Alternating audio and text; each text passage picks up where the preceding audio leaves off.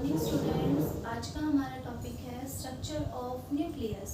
Structure of nucleus को पढ़ने से पहले हम कल न्यूक्लियस के बारे में थोड़ा बहुत डिस्कस कर चुके हैं, जिसमें क्या होता है कि nucleus is a control centre of the cell. Means cell में जितनी भी एक्टिविटीज़ होंगी, फिजियोलॉजिकल हो चाहे वो बायोकेमिकल हो, कोई भी रिएक्शन हो, कोई भी एक्टिविटी हो, उन सबको कंट्रोल कौन करेगा? न्यूक्लियस करेगा। न्यूक्लियस की डिस्कवरी सबसे पहले रॉबर्ट ब्राउन ने की थी, ठीक है। उसके बाद में ये जो न्यूक्लियस होता है, ये सिंगल सेल में एक सिंगल सेल है, उसके अंदर एक न्यूक्लियाई भी प्रेजेंट हो सकता है और मल्टीपल ऑफ न्यूक्लियाई भी प्रेजेंट हो सकते हैं।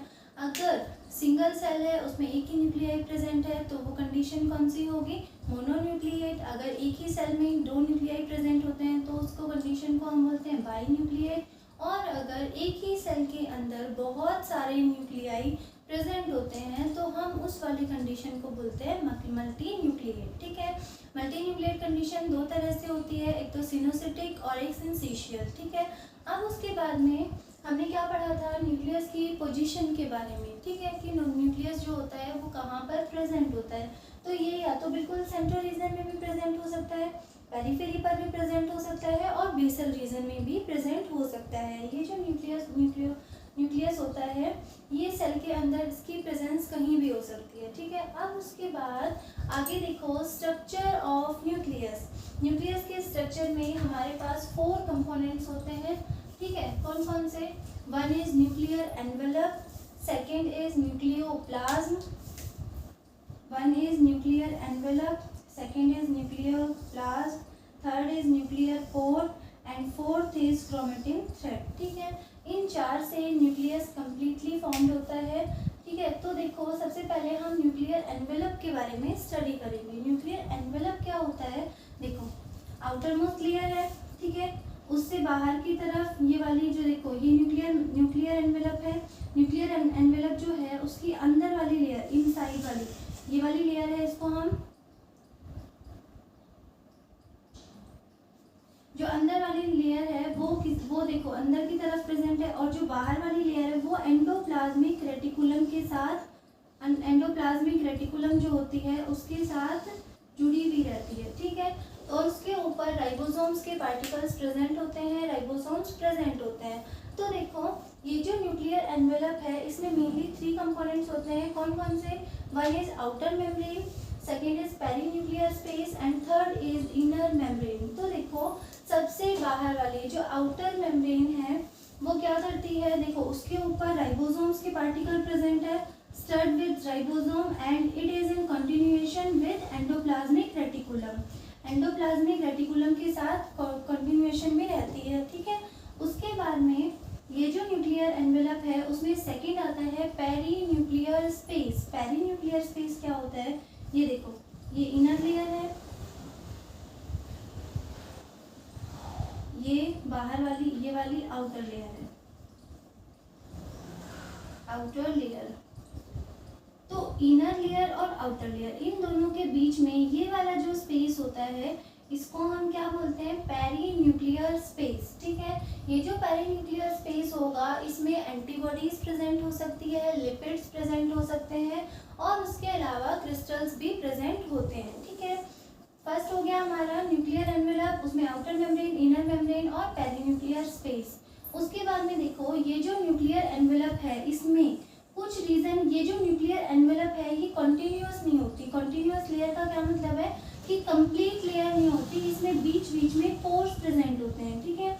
ये जो पोर्स होते हैं जो न्यूक्लियर मेम्ब्रेन के बिल्कुल मिड में प्रेजेंट होते हैं, इनके न्यूक्लियर मेम्ब्रेन के बीच में प्रेजेंट होते हैं, इन वाले पोर को हम क्या बोलते हैं? न्यूक्लियर पोर कहते हैं, ठीक है। These pore are known as nuclear pore. ये जो न्यूक्लियर पोर होते हैं ये कहाँ प्रेजेंट होंगे? न्यूक्लियर मेम्ब्रेन के ऊपर प्रेजेंट होते हैं और इसमें से क्या होता है, इनका फंक्शन क्या होता है? ये राइबोसोम्स के पार्टिकल के मूवमेंट के लिए यहाँ पर होते हैं, ठीक है।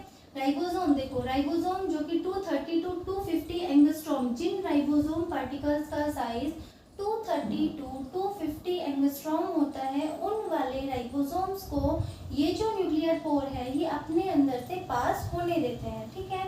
और उसके बाद में देखो ये जो न्यूक्लियर पोर होते हैं इनके ऊपर कुछ प्लग्स प्रेजेंट प्रेजेंट होते हैं। ये जो प्लग्स होंगे ये किसके बने हुए होते हैं? Made up of nucleoplasmic protein. Nucleoplasmic protein के बने हुए प्लग्स प्रेजेंट होते हैं जिनको कि हम एन्युलस बोलते हैं। ठीक है, plugs present on pores which is made up of nucleoplasmin protein and it is called as annulus। ठीक है, इनको हम क्या बोलते हैं? एनुलस बोलते हैं। अब उसके बाद में देखो ये जो न्यूक्लियर मेम्ब्रेन होती है इसके जस्ट नीचे की तरफ, जस्ट बिलो न्यूक्लियर मेम्ब्रेन के जस्ट बिलो प्रोटीन का एक नेटवर्क प्रेजेंट होता है which is known as nuclear lamina. ठीक है, सबसे बाहर क्या हुआ? न्यूक्लियर एनवेलप, उसके आउटर मेम्ब्रेन जो कि कैसी होती है? राइबोसोम्स पार्टिकल प्रेजेंट होते हैं और कंटिन्यूएशन विद एंडोप्लाज्मिक रेटिकुलम। ठीक है, उसके बाद में आता है पेरीन्यूक्लियर स्पेस। पेरीन्यूक्लियर स्पेस में क्या होगा? एंटीबॉडीज प्रेजेंट होंगी, लिपिड्स प्रेजेंट होंगे। ठीक है, उसके बाद में आता है इनर मेम्ब्रेन। ठीक है, और उसके बाद में न्यूक्लियर एनवेलप की जो लेयर होती है वो कॉन्टिन्यूअस लेयर नहीं होती, उसमें बीच बीच में पोर्स प्रेजेंट होते हैं। इन वाले पोर्स को हम न्यूक्लियर पोर्स कहते हैं। ठीक है, और ये जो पोर्स होते हैं ये क्या करते हैं? ये राइबोसोम्स के पार्टिकल को अपने अंदर से पास होने देते हैं। ठीक है, उसके बाद में ये जो न्यूक्लियर पोर्स होते हैं इनके ऊपर सर्टेन प्लग्स प्रेजेंट होते हैं। ये जो प्लग्स होंगे ये किससे मिलकर बने हुए होते हैं? न्यूक्लियोप्लाज्मिन प्रोटीन से मिलकर बने हुए होते हैं और इन्हें क्या बोलते हैं? हम एनुलस कहते हैं। ठीक है, उसके बाद देखो ये जो न्यूक्लियर मेम्ब्रेन होगी इसके जस्ट बिलो, जस्ट नीचे की तरफ क्या प्रेजेंट होता है? न्यूक्लियर मेम्ब्रेन के जस्ट बिलो प्रोटीन का एक नेटवर्क प्रेजेंट होता है which is known as nuclear lamina. ठीक है, उसके बाद देखो ये जो न्यूक्लियर पोर है हमारा और एनुलस है। ठीक है, न्यूक्लियर पोर क्या हो गया? पोर हो गया, और उसके अलावा एनुलस, एनुलस में क्या होगा? न्यूक्लियोप्लाज्मिन प्रोटीन प्रेजेंट होगा। इन दोनों को कंप्लीट हम क्या बोलते हैं? पोर कॉम्प्लेक्स कहते हैं। ठीक है, न्यूक्लियर पोर एंड एन्युलस इन दोनों को कंप्लीट कॉम्बिनेशन में पोर कॉम्प्लेक्स बोलते हैं। अब उसके बाद में ये जो पोर कॉम्प्लेक्स होता है ये क्या करेगा? इसका फंक्शन क्या होता है कि ये फ्री न्यूक्लियोप्लाज्मिक एक्सचेंज को अवॉइड करता है। मीन्स कुछ सर्टेन सब्सटेंस ऐसे होते हैं जिनको ये अपने अंदर से पास होने देता है, अदर्स की मुंह में, अदर्स जो इसके अलावा जो सब्सटेंस होते हैं जिनको ये अपने अंदर से मूव नहीं करने देता।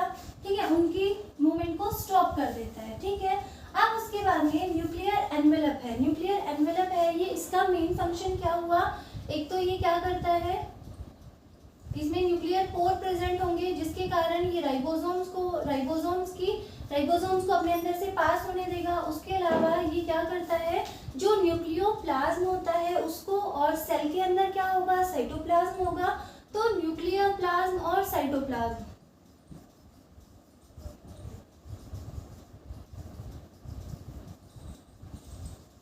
न्यूक्लियोप्लाज्म और साइटोप्लाज्म इन दोनों को सेपरेट रखने का काम कौन करेगा? न्यूक्लियर एनवेलप करेगा। ठीक है, उसके अलावा ये जो न्यूक्लियर एनवेलप होगा इनके दोनों फंक्शन हो गए। अब आता है सेकंड हमारा न्यूक्लियोप्लाज्म। तो देखो ये जो न्यूक्लियोप्लाज्म है ये कहाँ प्रेजेंट है? इस न्यूक्लियस के अंदर वाले रीजन में, यहाँ पर इस तरह से ये सब्सटेंस प्रेजेंट है, इसको हम क्या बोलते हैं? न्यूक्लियोप्लाज्म। ठीक है, ये किस टाइप का होता है? ये एक ट्रांसपेरेंट होगा और ग्रेनुलर स्ट्रक्चर्स होते, ग्रेनुलर सब्सटेंस होता है। ठीक है, एक तो ट्रांसपेरेंट और ग्रेनुलर सब्सटेंस होता है जिसमें इसके अंदर क्या है? देखो ये क्रोमेटिन थ्रेड है, ये कहाँ प्रेजेंट है? इस न्यूक्लियोप्लाज्म के अंदर प्रेजेंट है। तो यहाँ पर क्या होता है? न्यूक्लियोप्लाज्म ट्रांसपेरेंट होगा, क्रोमेटिन थ्रेड्स जो होंगे वो एम्बेडेड होते हैं। उसके अलावा यहाँ पर न्यूक्लिक एसिड प्रेजेंट होगा, क्रोमेटिन मटेरियल है, इट मीन्स यहाँ पर क्या होगा? न्यूक्लिक एसिड होगा, और न्यूक्लिक एसिड के साथ साथ में प्रोटीन्स भी प्रेजेंट होंगी। ठीक है, और यहाँ पर न्यूक्लिक एसिड के साथ में जो प्रोटीन प्रेजेंट होंगी वो या तो कौन सी होंगी? या तो वो हिस्टोन प्रोटीन होंगी या फिर वो नॉन हिस्टोन प्रोटीन होंगी। ठीक है, अब उसके बाद में देखो हिस्टोन प्रोटीन हो गई, नॉन हिस्टोन प्रोटीन हो गई, डीएनए। उसके अलावा कुछ सब्सटेंस, कुछ केमिकल्स भी प्रेजेंट होते हैं। देखो जैसे calcium, magnesium, sodium, potassium, phosphorus, ferrous, manganese, ये सब भी प्रेजेंट होते हैं। ठीक है, और इसके एंजाइम्स प्रेजेंट होते हैं। एंजाइम कौन कौन से, एक तो डीएनए पॉलीमरेज और एक आरएनए पॉलीमरेज, ये सब किस में प्रेजेंट होते हैं, न्यूक्लियोप्लाज्म के अंदर प्रेजेंट होते हैं, ठीक है। अब उसके बाद में आता है न्यूक्लियोलस। न्यूक्लियोलस जो थी उसकी firstly discovered by Fontana. Nucleolus is firstly discovered by Fontana. ये वाला जो रीजन है, ये वाला जो पोर्शन है, ये क्या होता है, न्यूक्लियोलस होता है, ठीक है। इसकी डिस्कवरी फोंटाना ने की थी और it is present in interface of all eukaryotic sales. देखो जब यूकेरियोटिक सेल्स की इंटरफेज होती है ना, उस टाइम पर तो ये न्यूक्लियोलस हमें शो होगी, लेकिन जैसे जैसे इसकी प्रोफेज और मेटाफेज आती है तो ये जो न्यूक्लियोलस होती है ये डिसअपीयर होने लग जाती है, ठीक है। सेल डिवीजन की स्टेजेस पता है क्या होती है, prophase, metaphase, anaphase and telophase, ठीक है।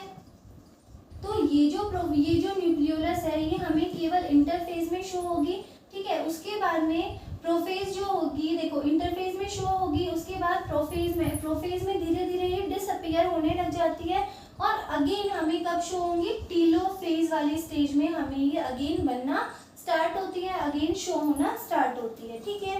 उसके बाद में ये जो न्यूक्लियोलस है इनका नंबर भी वेरी करता है, मीन्स सिंगल से लेकर multiple of nucleolus present in A nucleus, ठीक है। उसके बाद में इनका साइज जो होगा, देखो size is related to synthetic activity. Means देखो कोई सेल है, ठीक है, ये एक सेल है, माना इसको प्रोटीन सिंथेसिस करना है,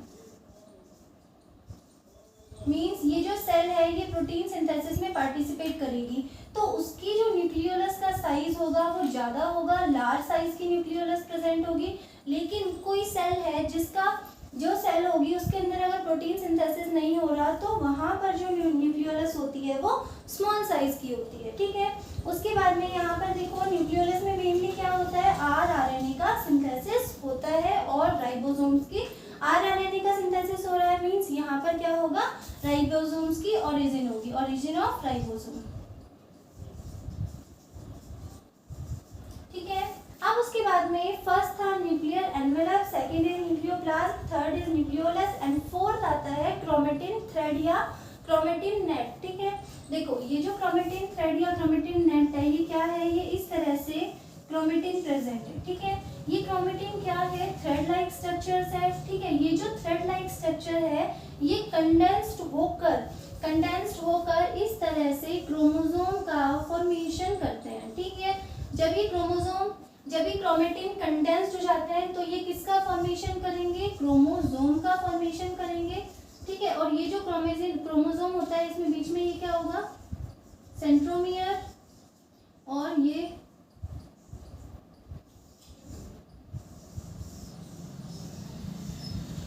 क्या होते हैं, दोनों क्रोमेटिड होते हैं,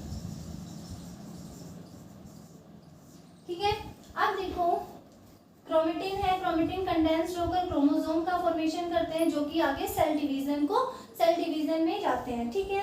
अब देखो ये जो क्रोमेटिन है ये हमारे पास टू टाइप्स का होता है, one is heterochromatin and second is euchromatin. Heterochromatin जो होगा वो डार्कली स्टेन्ड होता है, ठीक है। इनको हम बेसिक स्टेन कर सकते हैं, ठीक है। ये जो हेटेरोक्रोमेटिन है ये डार्क कलर के शो होते हैं, यूक्रोमेटिन होगा वो हमें लाइट स्टेन दिखाई देगा।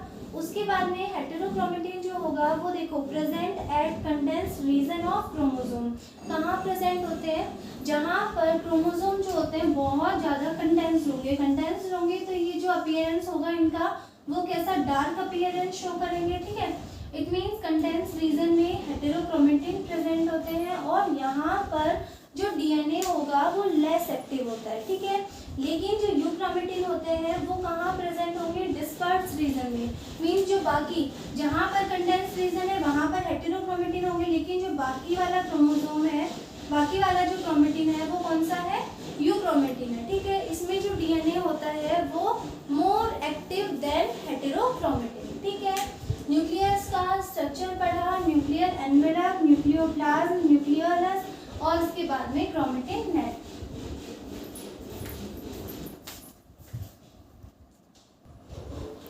उसके बाद देखो chemical composition of nucleus. Nucleus का जो केमिकल कंपोजिशन है उसमें कौन कौन केमिकल्स प्रेजेंट होते हैं, प्रोटीन्स प्रेजेंट होते हैं। तो देखो सबसे पहले है बेसिक प्रोटीन। बेसिक प्रोटीन जो होगा उनका वो कैसे होंगे, बेसिक प्रोटीन है, इट मीन्स इनका नेचर बेसिक होगा। बेसिक प्रोटीन कौन कौन से होते हैं हमारे, हिस्टोन और प्रोटामीन्स होते हैं, ठीक है। हिस्टोन जो होता है उसमें क्या क्या प्रेजेंट होता है, आर्जिनिन, लाइसिन और हिस्टीडीन अमीनो एसिड प्रेजेंट होता है। लेकिन जो प्रोटामीन होंगे उसमें आर्जिनिन एब्सेंट होता है, ठीक है। और ये जो बेसिक प्रोटीन्स होते हैं इनका मॉलिक्यूलर वेट लो होता है। लो मॉलिक्यूलर वेट वाले बेसिक प्रोटीन्स प्रेजेंट होते हैं। उसके बाद में सेकंड होता है एसिडिक प्रोटीन। एसिडिक प्रोटीन जो होंगे उनका मॉलिक्यूलर वेट हाई होगा, एसिडिक होंगे नेचर में। और ये कौन कौन से होते हैं, नॉन हिस्टोन प्रोटीन्स होते हैं, ठीक है।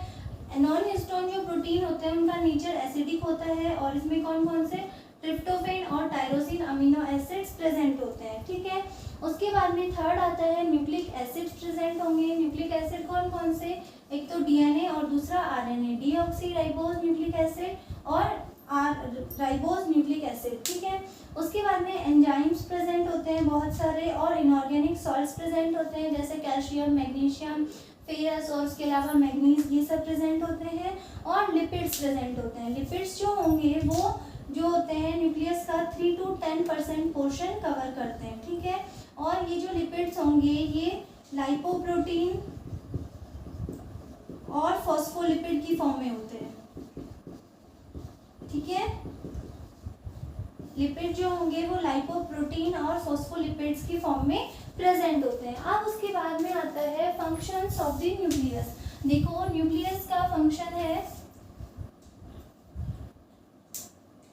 ये क्या करता है, control centre of the cell, means cell की जितनी भी एक्टिविटीज होती है उन सबको कंट्रोल करेगा। उसके अलावा contain heredity material, heredity material होता है यहाँ पर, तो ये क्या करेगा, हेरिडिटी कैरेक्टर्स को एक जनरेशन से दूसरी जनरेशन में लेके जाता है, ठीक है। डीएनए प्रेजेंट होता है, डीएनए क्या करता है, जेनेटिक कैरेक्टर्स को एक जनरेशन से दूसरी जनरेशन में लेके जाता है, ठीक है। उसके अलावा यहाँ पर डायरेक्ट प्रोटीन का सिंथेसिस होता है और राइबोसोम्स का सिंथेसिस होगा। राइबोसोम का सिंथेसिस कहाँ होता है, न्यूक्लियोलस में, ठीक है।